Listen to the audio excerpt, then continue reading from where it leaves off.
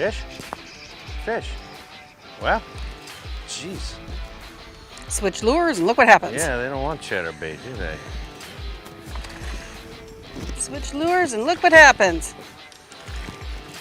Hi, little guy. I saw you swim right out there and eat that thing. You gotta get hooked really weird too. There you go. So you saw that bug and you said, that's mine.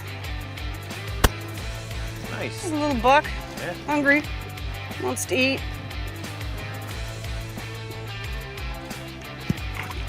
Pew! So here's a great question about summertime fishing.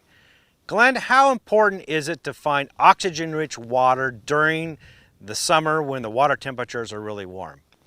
Okay, so reading between the lines, oxygen or water, once it starts to get into the 80-degree temperature mark and especially soaring into the 90s, it begins to lose its ability to hold dissolved oxygen.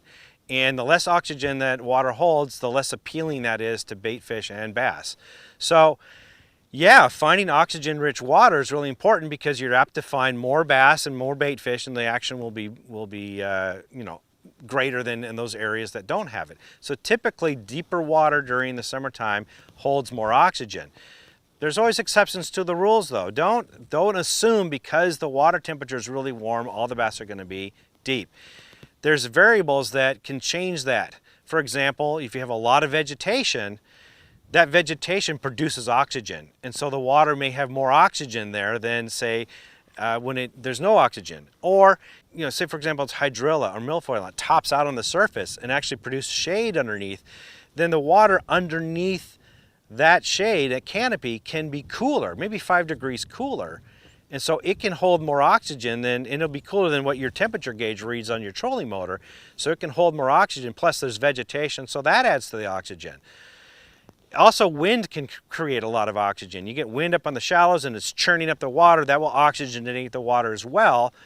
And finally, I've been in situations where I've seen the thermocline has been really shallow. Typically, we think of a thermocline as being deep, and anything below a thermocline really has the water doesn't have a whole lot of oxygen at all. So you need to fish above the thermocline. Well, I've seen some lakes at times where the thermocline is less than 10 feet deep. Honestly, that can happen. And so the fish aren't going to stay down below 10 feet deep for very long in that situation. They're going to be up shallow, even though the water temperature may be in the 90s and the oxygen level won't be as ideal. It's a lot better than the alternative where they can't survive under a thermocline.